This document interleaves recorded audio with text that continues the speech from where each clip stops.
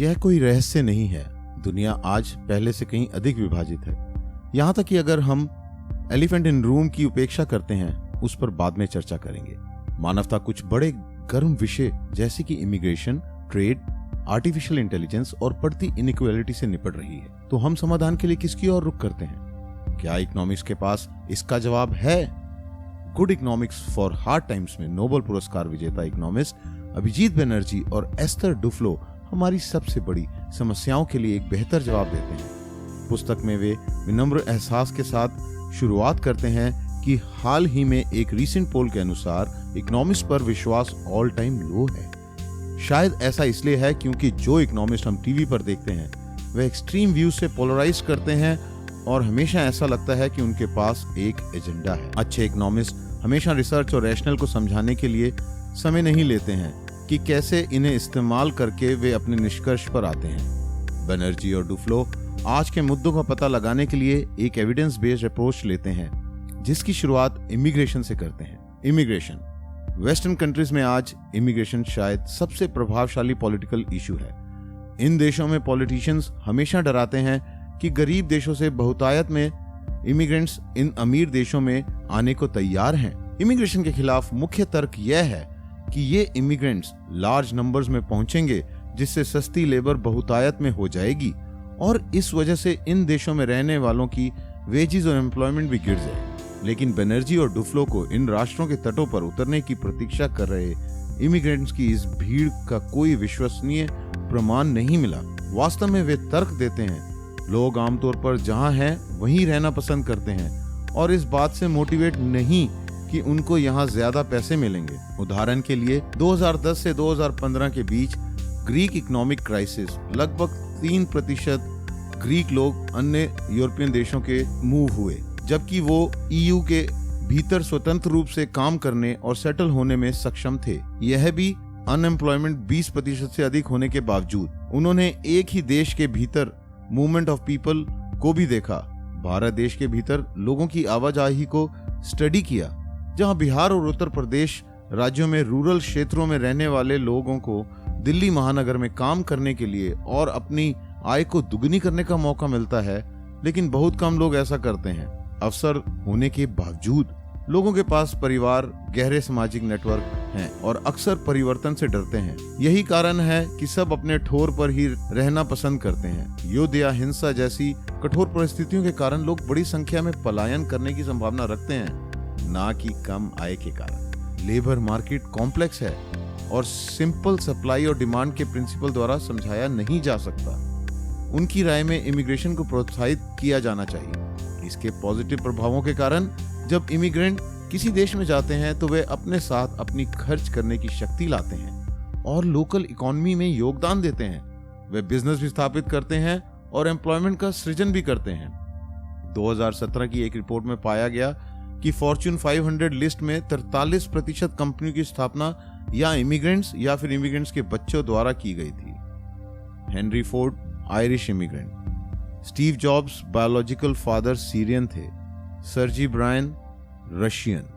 US National Academy of Science, जो देश के सबसे सम्मानित एकेडमिक बॉडी में से एक है, 2017 में इमिग्रेशन पर अपनी रिपोर्ट में बताया कि 10 से अधिक वर्ष की अवधि में जब मापा गया तो कुल मिलाकर नेटिव्स के वेजेस पर इमिग्रेशन का प्रभाव बहुत ही छोटा रहा। ट्रेड, अगला मुख्य विचार ग्लोबल ट्रेड का विचार है। इकोनॉमिस्ट आमतौर पर फ्री ट्रेड को एक अच्छी चीज के रूप में देखते हैं, लेकिन आम जनता इससे सहमत नहीं है। उनकी राय विभाजित है। राय में अंतर क्यों है? फ्री ट्रेड वाली दुनिया में देश वो उत्पादन करते हैं जिसमें वो सबसे अच्छे होते हैं और दूसरे देशों से सस्ता माल एक्सपोर्ट करते हैं। हालांकि फ्री ट्रेड से इकोनॉमिक ग्रोथ को बढ़ावा मिलता है, लेकिन इससे कुछ क्षेत्रों में नौकरियों का नुकसान भी होता है। इसके लिए इकोनॉमिक थ्योरी का सुझाव है कि कंपनियां और लोग अन्य प्रॉफिटेबल इंडस्ट्रियों को अडेप्ट और शिफ्ट करें, लेकिन ऐसा होता नहीं है। कंपनियां अक्सर चेंज होने में स्लो होती हैं और जैसा कि हमने पिछले उदाहरणों में देखा, लोग इतना मूव नहीं करते जैसे कि थ्योरी प्रेडिक्ट करती है और बसी बसाई जिंदगी को अप्रूव नहीं करते। ट्रेड वॉर्स और टैरिफ फ्री ट्रेड के प्रभाव का समाधान नहीं है। यह एक शॉर्ट साइटेड रिस्पॉन्स है और इससे अन्य इंडस्ट्री में जॉब लॉसेस भी हो सकते हैं। स्टील पर राष्ट्रपति ट्रंप के टैरिफ के कारण चीन ने जवाबी कार्रवाई की। और अमेरिकी एग्रीकल्चर पर टैरिफ डाल दिया, जिसने एग्रीकल्चर एक्सपोर्ट और जॉब्स को इम्पैक्ट किया। लॉन्ग टर्म सॉल्यूशन के लिए देशों को ट्रेड से संबंधित जॉब लॉस से इम्पैक्टेड लोगों के लिए एस्टेब्लिशिंग प्रोग्राम और फंडिंग में मदद करनी चाहिए, ताकि उन्हें अन्य उद्योगों में फिर से प्रशिक्षित करने या इसके बजाय नए रोजगार खोजने में मदद मिल सके। Climate change. अब हम एलिफेंट इन रूम पर जाते हैं, यानी कि क्लाइमेट चेंज। साइंटिफिक कंसेंसस से स्पष्ट है कि मानव गतिविधि के कारण ग्रह गर्म हो रहा है, लेकिन कार्बन डाइऑक्साइड एमिशंस इक्वल नहीं है। अमीर देशों द्वारा कार्बन डाइऑक्साइड एमिशंस की एक बड़ी मात्रा उत्पन्न की जा रही है, उस प्रोडक्शन की वजह से जो अमीर देशों में लोग कंज्यूम करते हैं। क्लाइमेट चेंज गरीब देशों का सबसे अधिक प्रभावित करेगा और इक्वेटर के पास स्थित देश गंभीर रूप से प्रभावित होंगे। लेखकों का सुझाव है कि दुनिया के सबसे धनी देशों को इन देशों को क्लीनर टेक्नोलॉजी में ट्रांजिशन होने में मदद करनी चाहिए। यह वेल्थ डिस्ट्रीब्यूशन के माध्यम से अचीव किया जा सकता है। लेखक कार्बन टैक्स के पक्ष में है।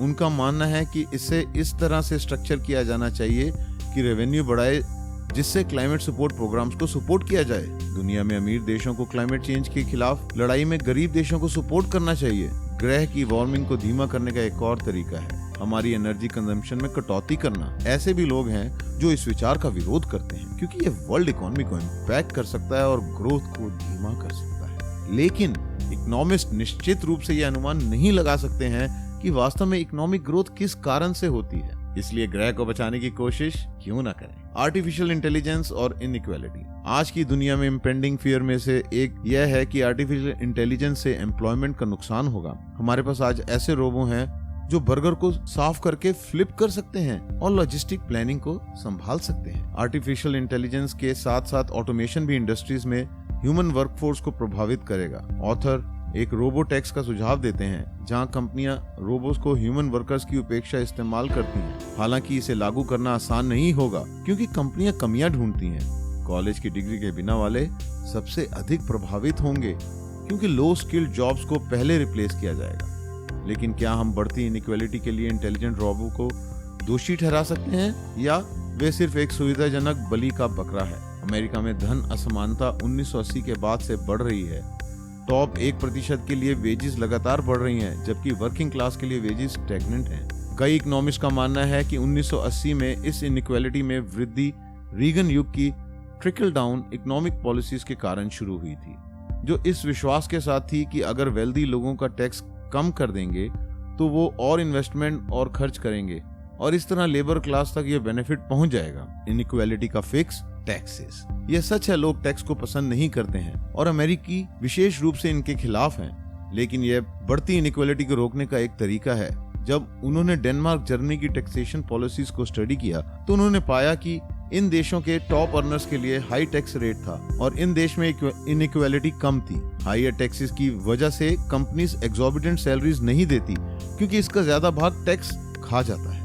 एक और आइडिया जो ये देश एक्सप्लोर कर सकते हैं वो है वेल्थ टैक्स, जहां अल्ट्रा रिच पर वेल्थ टैक्स लगाए जाए, जैसे 2% टैक्स उन पर जिनके पास 50 मिलियन से अधिक की संपत्ति है और 3% $1 बिलियन से अधिक संपत्ति वालों पर। इस तरह गवर्नमेंट ट्रिलियन ऑफ डॉलर्स इकट्ठा कर सकती है, जो एजुकेशन, हाउसिंग जैसे कार्यक्रमों पर खर्च करने के लिए या ग्लोबल ट्रेड से आहत लोगों को मदद करने के लिए इस्तेमाल हो सकता है। अमरीकियों का रवैया उनकी सरकार में कम विश्वास का है और सरकारों को ऐसे कार्यक्रमों को लागू करने के लिए जनता का समर्थन की आवश्यकता होती है। उन्हें अधिक जवाबदेह होने की आवश्यकता है कि इन टैक्सेस से प्राप्त रेवेन्यू का उपयोग जनरल पब्लिक के भले के लिए ही किया जाएगा। लोग और मार्केट्स उतने फ्लेक्सिबल नहीं हैं जितना इकोनॉमिक थ्योरी प्रेडिक्ट करती है और गवर्नमेंट प्रोग्रामों की जरूरत है लोगों को असिस्ट करने में ग्लोबल ट्रेड, क्लाइमेट चेंज और बढ़ते ऑटोमेशन और आर्टिफिशियल इंटेलिजेंस के इफेक्ट से।